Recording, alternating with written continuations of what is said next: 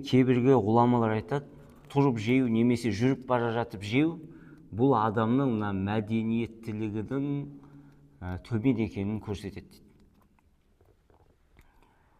وَلَا يَعِيبُ مَا قُدِّمَ إِلَيْهِ مِنَ الطَّعَامِ وَالشَّرَابِ дейді. Алдына әкелген асты сынамау дейді. Айып іздемеу, жамандамау. وَلَكِنْ إِشْتَهَاهُ أَكَلَ وَإِلَّا تَرَكَهُ дейді. Қаласа жейді, бірақ тәбеті тартпай, тағам ұнамаса не қылады? Қоя салады. Расулулла солай істеген еді, саллаллаху алейхи уассалам. Сүннет бойынша қандай да бір тағам ұсынса, пайғамбарымыз жейтін, немесе тәбеті тартпаса жемей қоя салатын еді, үндеместен. وَلَا يَدَعُ كَثِيرَةُ الْخُبْزِ فِي الطَّرِيقِ إِلَّا لِأَجْلِ النَّمْلِ дейді. Нанның қоқымдарын немесе бір үзілген нанды жерге тастауға болмайды дейді. Исрап етіп. Тек қана қандай жағдайда болады? Егерде оның ниеті құмырсқа сияқты бір жәндіктер жесін деген ниетпенен тастаса, онда болады. Қонақта болған адам дейді. Қонақ иесінің болса да, дастарханнан тамақты итке немесе мысыққа беруге болмайды дейді. Мейлі ол мысық сол үй иесінің мысығы болса да дейді. Немесе біреу келіп садақа сұрап келсе, қайыр тілеп келген адамға сол дастарханнан әлгі үй иесінің рұқсатынсыз сол дастарханнан садақа беруге де болмайды дейді. Тек қана бір зәрури жағдай болмаса. Қонақ пен үй иесінің арасындағы әдеп.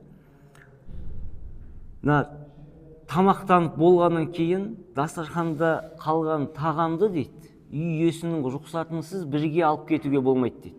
Сұрайсыз, мынаны алсам бола ма деп. Қонаққа келген кезде еш нәрсені сұрауға болмайды дейді. Дастарханға мынаны бер, тамақ алып кел, ет бер деген сияқты нәрсені. Тек қана екі нәрсені сұрауға болады дейді. Қандай нәрсе? Су сұрасаңыз болады қонақты отырып. Және де екінші нәрсе не? Кім біледі? Су және тұз. Дастарханда тапқан нәрсеңіз, ұнаған нәрсені жейсіз, айыптамайсыз, неге анау жоқ, неге мынау жоқ деп, және де ауырлық тақпайсыз. Мынандай нәрсе қойсаң жақсы болатын еді, қымызың қайда, кола жоқ па деген сияқты нәрсені айтпаймыз. Не үшін? Өйткені бұл жаңағы қонақ күтіп жатқан адамның ниетін, ықыласын құртып жіберуі мүмкін. Оған жаңа ауырлық тақпау керек, ұялатындай етпеу керек дейді. Қонаққа барған кезде ол сізді шақырса, жаныңызға шақырылмаған бір адамды ілестіріп баруға болмайды дейді. Абдулла ибн Умар ибн Хаттабтың ұлы Абдулла айтып жатыр, радиаллаху анхума: "Мен ду'ия фалам южиб фақад асаллаху ва расулаху" дейді. "Ва мен дахаля аля гайри да'ватин дахаля сажиқан ва хаража муғиран" дейді. Қайсы бір адам егер оны қонаққа шақырып, ол қонаққа бармаса, ол Аллаға және де пайғамбарға бой ұсынбаған болады дейді. Ал қайсы бір адам шақырылмаған жерге, шақырылмаған қонақ болып барса, незваный гость болып, онда ол адам ұрлықшы болып кірді да, қарақшы болып шықты дейді. Кейбір кезде болады дейді, шақырылмаған адамға баруға. Қандай жағдайда? Егерде сіз білсеңіз, ол адамды көрсе, сізбен бірге ілестіріп барған адамды көрсе, әлгі үй иесі ешбір ауыртпалық болмайды оған. Және де сюрприз дейді ғой, бір кенеттен бір оған қуаныш сыйлау ретінде, мысалы жақын досы, көптен бері көрмеген, немесе бір туысы, сондай бір сюрприз ретінде ғана сондай ілестіріп баруға болады. Танитын адамы болса, танымайтын біреуді алып келіп ауырлық жасауға болмайды дейді. "Уайстахаббу ли сахибу дияфа ан яқула ли дойф кул мин гайри илхах" дейді. Мұстахаб болады келген қонаққа қинамастан, бір андай мазасын алмастан алып отырыңыз, жеп отырыңыз деп, ұялмай алыңыз деп айтуға дейді. "Уан юлқимад дойф биядихи" дейді.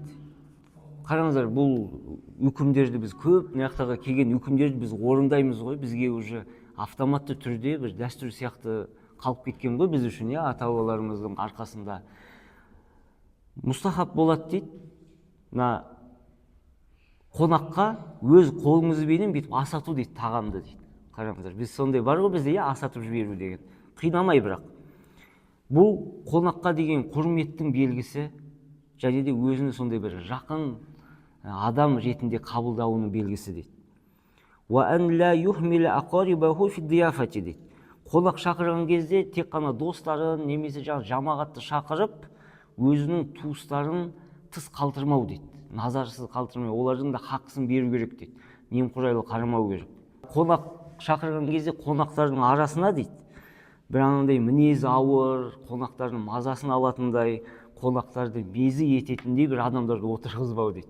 Өйткені ол адам жаңағы дастарханның берекесін ұшырып, адамдардың мазасын алып жүреді дейді. Көңіл күйін түсіріп жіберуі мүмкін дейді. Лайса лиддойф ан яс'аля сахиба туам амин халлин ам харамин дейді. Қонаққа барған адам үй иесінен мынау тамағыңыз харам ба, халал ма, колбаса халал ма деп осындай бір сұрақтарды қоюға болмайды дейді. Ла яғдаб аля ходимихи индал адияф. Қонақтардың көзінше қызмет жасап жатқан адамдарға дауыс көтеріп ұрсуға болмайды деді. Өйткені бұл не? Қонақтарды ыңғайсыз бір жағдайға әкелуі мүмкін дейді. Валя юксир әс-сукут. Үндемей отыруға да болмайды дейді. Сөйлесе бір жақсы әңгімелерді айтып отыру керек дейді. Валя юқаттир аля аялихи ли ажли дойф дейді. Қонақ күтем деп өзінің отбасының рызқын кемітуге болмайды дейді. Олардың жаңағы аузынан жырып қонақтарға беру ғой. Олай істеуге де болмайды деп жатыр. Ва яхдим ад-дойфа бинафсихи дейді. Қызмет ету дейді. Өзінің қонақтарына өзі қызмет ету, өзі тік тұрып қызмет етіп жүру керек дейді. Тіпті суды өзі құю керек дейді. Біз балдарымызда құйғызамыз ғой.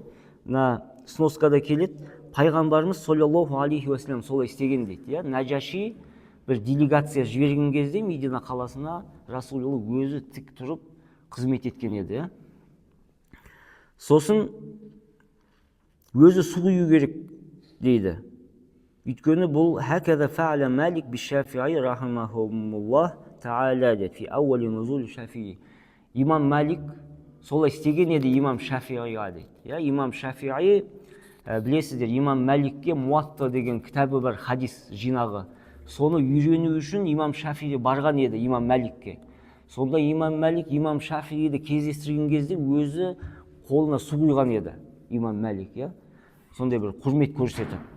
Сол кезде мынандай сөзін айтқан еді имам Малик. Ла юр'ик ма руайт минни фа инна хидмата дойф фардун деп айтқан еді имам Малик. Алла тағала рахымын алсын. Сен менің мына істеп жатқан ісіме сен таңғалма. Өйткені қонаққа қызмет ету бұл парыз деп айтқан екен.